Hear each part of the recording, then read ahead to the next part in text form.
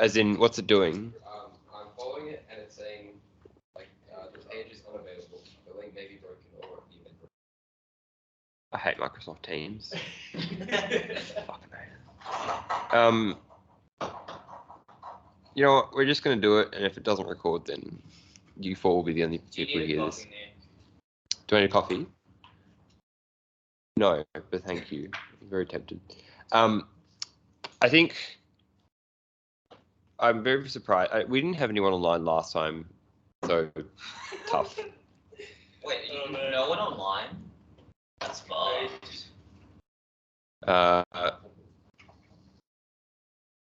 You don't. This is one of the bugbears I have. Is it's like my understanding is that people are like, oh, because it's a project course and doesn't have a final exam, then they don't have to come to the lecture.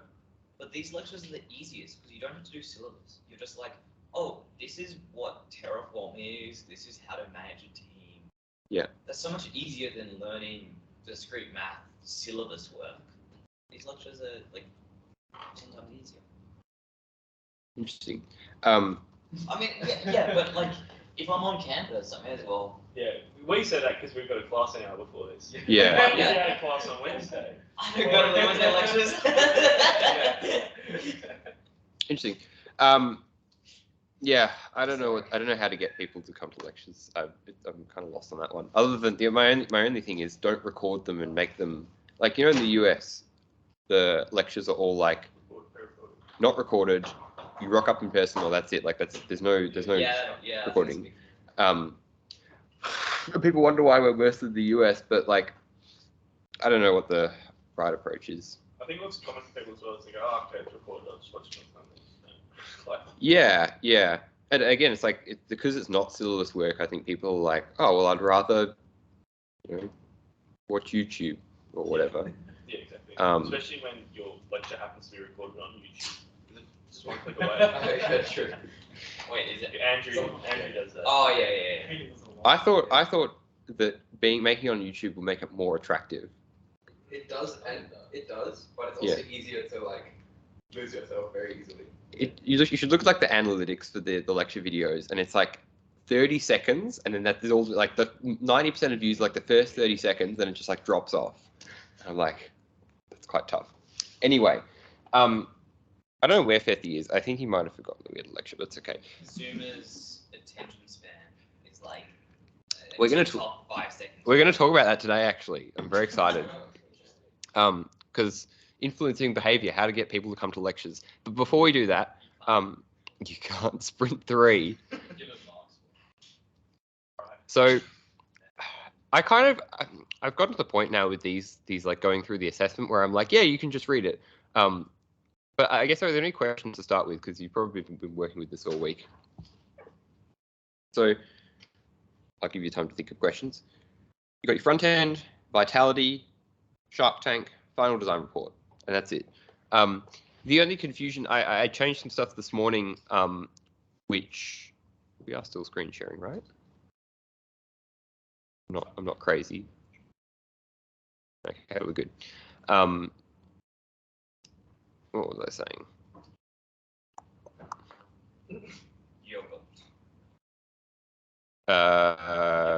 Oh yeah, that's right. Your measures of success. So like if you look at the marking criteria, breadth and depth of implementation is 30%, and that is for both your Vitality and your front end. So I was saying to a group today, like if you want to just go like, you know, head to toe with the front end and maybe do like a small Vitality thing, that's fine. You just need to define it. Obviously, if you do heaps in both areas, then you'll get the most marks, but it's really up to you as to like what you want to focus on. Similarly, like if you just want to do a very basic front end propped up on sticks and then do heaps of Vitality stuff, that's all just like stuff you need to define in the measures of success. The main thing, and I was saying to the group this morning as well, is like the measures of success only really work when they're approved like now, or when they're approved, you know, a couple of days ago, so that they are when you start work. I don't know about other classes, but a lot of my ones have, you know, it's just like they sent it to me quite late because they started quite late, and then I'd say, no, you need to go and fix them. And by the time we were both sort of happy with them, it was about 2 days before the deadline. I don't know if other people experienced that. Yeah. So I'm not sure of how to fix that for future terms, but not as we've established, people don't watch lectures, but if you're watching this, make sure you get this done over the long weekend. And we have said, I've changed the spec now to say, all your measures of success has to be approved by week 9 Monday, which is Easter Monday, which is a bit sad. Week 9 Tuesday, right? Like, just get it done soon because that'll make your life easier. You won't have to spend all this time stressing about like how much you're gonna have to do. And it's just like, here's what we're gonna do. You do it. Go home. Yes. Maybe a bad idea, but can we have some part of the marks reflect adherence to spec or other vitality measures, in the sense of you could have something that doesn't actually adhere to any of the data model. Yep. That is still passed all the way through to today, right? Like in the sense of you can have, was it Luke, right? Yeah. Luke was doing some testing with other groups, and he's found a lot of other groups don't fully adhere to the data model spec. Yep. Right? Is there some kind of incentive for them to actually fix it and adhere? Because other than us being like pretty pleased, there is no other incentive to them fixing and adhering properly. That's a good question. I think Like 5 bonus marks for adhering to spec. I think part of the problem was, like, I'm guessing there was a Sprint 2 issue, right? Everyone makes tests in microservices. Everyone tests each other's stuff, and you go, wow, I've got all these problems with my spec, and they fixed it. The problem is, if you look at the collaboration patch, not many people actually shared what their tests were. Yep. Or what they were doing. So, for example, for me, in a vitality initiative, which was a question I was about to ask as well, is actually, maybe you want to answer that question first, and then I'll. Sure. Like, there's no course pressure to properly adhere to all the details. Yes. That's a good question, and I think. Also, for any vitality thing we do, it's even exaggerated. Like, if we don't have to 100% adhere to the data model spec, no way they're going to adhere to any vitality stuff anyone else creates to enhance the ecosystem. Yeah.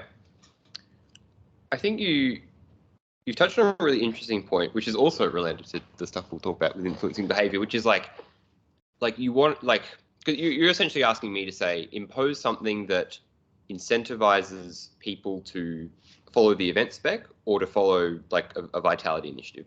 So the first one with the event spec, I mean, I'm going to look at the market criteria again in case I screw this up. I would say that comes under software quality. We probably can include a more explicit section, and probably I will do this to the Sprint 3 marking criteria now, is like have a section that's like, do they actually comply to the event spec? Because that's like part of the spec we've given. I mean, it's also like under interoperability as well. Like that's the whole point of the event spec, is for consistency across groups. But I'm happy to put that requirement in there. And then because you've had Sprint 2 to have another team test your microservice and then provide feedback, it's like you should have everything you need to make sure that you're compliant with the event spec. This isn't something we're going to auto mark or anything like that. It's just like we're going to. I think what we'll do is we'll take, like, you do need to fix the stuff that came up in Sprint 2, and I don't think I said that explicitly, but it's like if your other team's Sprint 2 microservice found all these problems in your service, which I'm assuming it did, right? Yeah, like Luke told me he found some problems from like Sprint 1 where other teams. Yep. Well, I didn't take the team that I specifically actually did before. I made the YAML file, put in their CI/CD, artifact everything. They put it in their pipeline, didn't use it. Like, they didn't run it. Right. So, I think the testing microservice kind of, it was in Sprint 2. It was very high. Like, it was very important that you made one. Yep. But whether it was actually used to better other people's things, there wasn't like a very strong push on that, I think.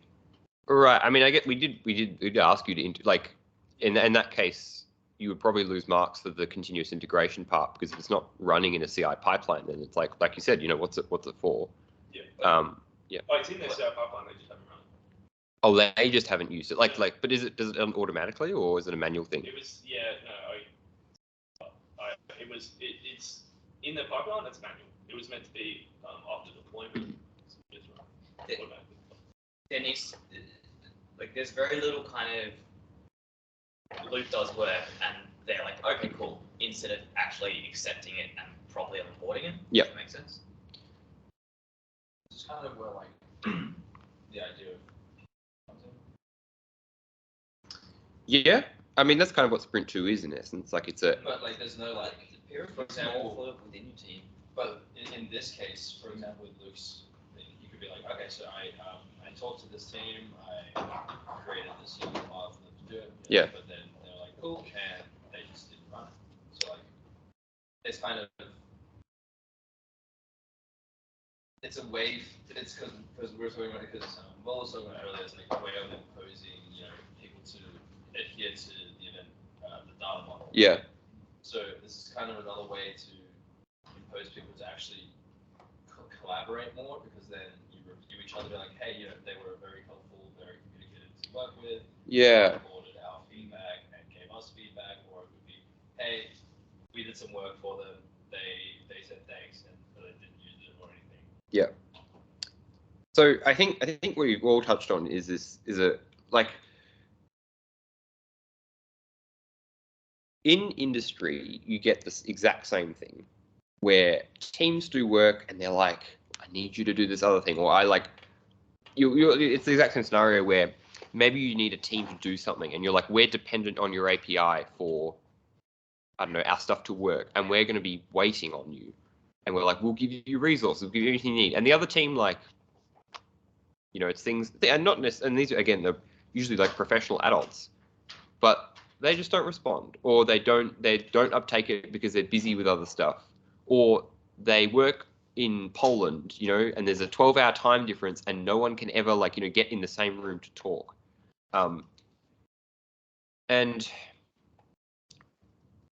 as we'll talk about in a second, there's an extent to which you can put things in place to try and incentivize this stuff. And there's things, I mean, I could be like, all right, you have to collaborate, or there'll be a mark penalty. What I will say is that we do have marks for the inter-team stuff. It's there in the marking criteria. There's another, just to give you an idea, there's another layer to this, which is what the tutors see, which is every section broken down. They're given all the same descriptions and stuff, but they just have subsections, which is here's how you performed in what's a good example? Yeah, like for Shark Tank, there's business value, is a convincing idea. There's the technical prowess stuff. There's the presentation skills, which is this 25% broken down. So we do have that.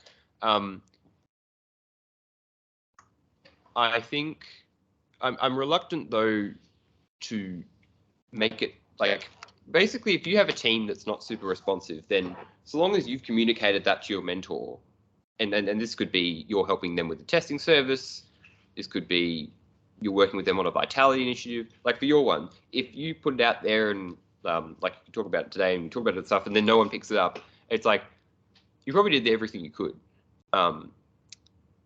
And we'll assess you accordingly. It's kind of one of those things where it's not necessarily how it ended up, as opposed to just the process you went through and what you did to make it happen. That's what we're really assessing. What really happens, like in industry, it's well, the outcomes are important. You could do all this work for nothing, and then no one would care. Not no one would care, but it wouldn't create sort of tangible business value. But that's I wouldn't think of your assessment as a direct measurement of business value.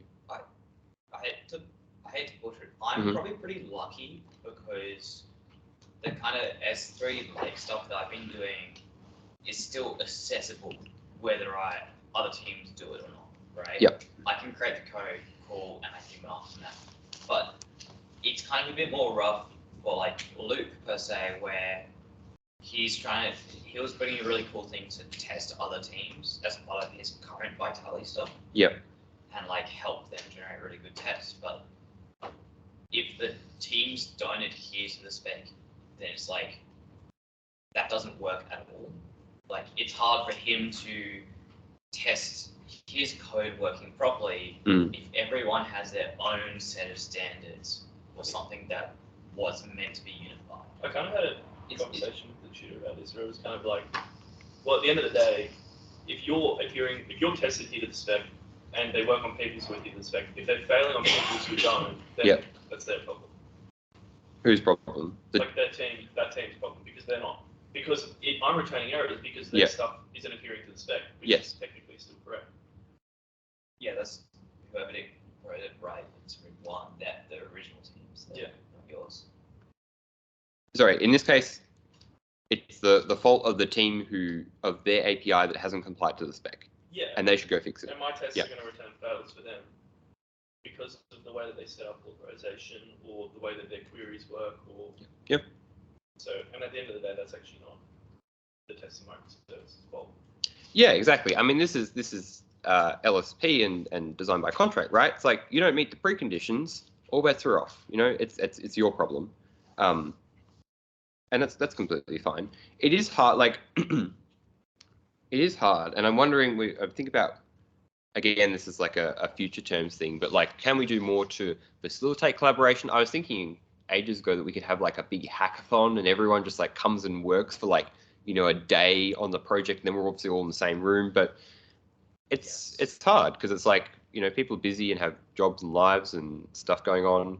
And this, one of the things I think about this course is interesting is it's like, you know, a lot of courses just like you do the labs, you do the assignments, maybe you do some group work, but that's it, and it's quite self-contained, whereas you guys are doing all this inter-team stuff, and that requires a lot of overhead and just like cognitive load. And that's good and important to know because it's super useful for industry. But a lot of people just like, I don't think have engaged with it, which doesn't surprise me much. And I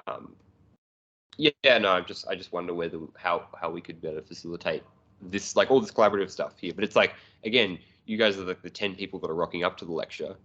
What about the 140 who haven't and are like, oh, you know, better start thinking about this week 10 Monday.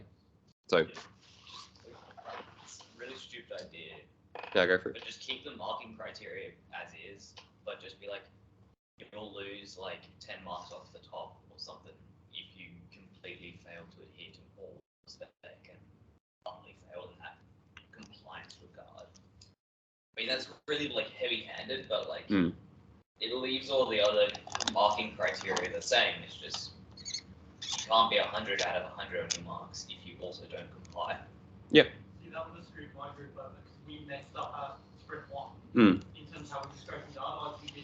We picked a poor data source, we had to use a head on crowd, which was total pain. Yep. So we barely deployed in time, and our data was junk. Yeah, but it's not so much like, oh, So hey, sprint 1 was more like failing to do stuff, and then you'd be getting extra losing marks for not complying to. Oh, but like, not so much on the sprint 1 stuff, but it's different when you're working on sprint 3 stuff. Like, I definitely don't want people like your team to be penalized for having a hard time and finally getting working, but just more so like, maybe getting a 90% HD or something on sprint 3, the later stages, is a bit rough if other teams can't use your stuff because it doesn't follow the spec. But like, for sure, it's different when it's sprint 1. Like, you know. But I think part of the point of the spec in general is, regardless of the data that you're given, you format it and return it in a way that others can use it. Even if it's terrible data, it's missing information, or you know, the dates may not even be right. You've still got the right headers and the right format for your data to, you know, be taken from the data lake. Will's idea kind of makes more sense if it's like added to the sprint 2 criteria. Sprint 2 was like, okay, now you can choose to also build on or like fix up anything you want to fix up in sprint 1 or polish it off a little bit. Sprint 1, I get, it's like, you know, we're all scrambling to figure out how things work. Definitely like leniency for sprint 1, I agree with for sure. Because although this X factor for sprint 2 says you can do this and it can include, but you don't have to. It's like you can determine what you want to do. That's maybe Will's idea. It makes more sense to be the sprint 2 criteria if it was considered. Yep. With your one though, it's like I take it you went and fixed your stuff, right? Like now it's compliant with the event spec. Yeah. So I think what we'll do is just have a point here in the quality section that's like, you know, we expect that your sprint 1 APIs are compliant with the event spec, and that's pretty reasonable by now. Like if you haven't done that at this point, then yeah, you can do some marks. Cool. All right. Good discussion. Thank you. The only other thing is for the final report, you do need to reference, and it's not a research paper, but if you like use websites, external sources to do research, and like for instance, when choosing your tech stack, you've researched, Node versus Python, and you found an article which helped you with that, then just cite that, reference it appropriately, because this is this is like a design or this is an engineering report, so we expect that you'll probably have some references. Other than that, all the marking, like the way we mark the design report, is the same as it was in SENG3011. I think you were all in that, so I'm not going to go through that again. The Shark Tank is used for the Optiver finalist teams. So if you want to go to Optiver and win however much money it is, then make sure you put effort into that. And as I said to a group this morning, it's like if you mainly did vitality stuff and you just want to, like you'll do the Shark Tank, but we can send you to Optiver like based on your vitality stuff, and you can make like an engineering sort of pitch to them. It doesn't have to necessarily be a product, and I'm pretty happy with that. Other than that, I think that's everything. 12:30, cool. Then the only other piece of assessment that I should just very briefly acknowledge it exists is portfolio. Now, because we didn't do the draft this time, I haven't seen a lot of people's draft portfolios. But if you haven't gotten peer feedback, then please ping your peer. If you haven't given peer feedback, then shame on you, because like it's several weeks past when you should have done it. Do it tonight. Yeah. If you never received a peer, then please send your tutor an email. I received a peer, I just never received anything from them. Oh, then just shoot them a message being like, hey, can you send me your thing? Yeah, that's, again, design by contract. It's on them if they don't send it. All of this stuff is like pretty self-explanatory. If you can just like think about this stuff, the point of the portfolio is that it's like a sort of like proxy-based measurement of the stuff that you've been doing throughout the term. And if you can reflect that in your blog posts, you can reflect that in the portfolio, then that'll be pretty relaxed. Oh, okay. I need to figure out what we're going to do with this export stuff, because I realize that Confluence page exporting is quite ugly. So I think what we'll do. Yeah, okay. Oh, that's right. I did figure out how we can do this. You'll just need to include a link in the Confluence page to itself, and then you export it, and then your tutor can click on the link so they just view it online. The PDF is just so we have a record. Other than that, anything else? Portfolio, project, housekeeping, admin? Yes. The final portfolio has to be on Confluence. Yes. Be like designing Canva. Yeah. You put it in a submission command, so it brings it down. Yeah. So if you sorry, I should rephrase that. If you want to do it in Canva, you can do that, and then you can just submit the Canva thing, and we'll just mark that. Otherwise, do it in Confluence. The point of doing it in Confluence is just to not make you have to do an infographic if you don't want to, but if you want to, then that's fine.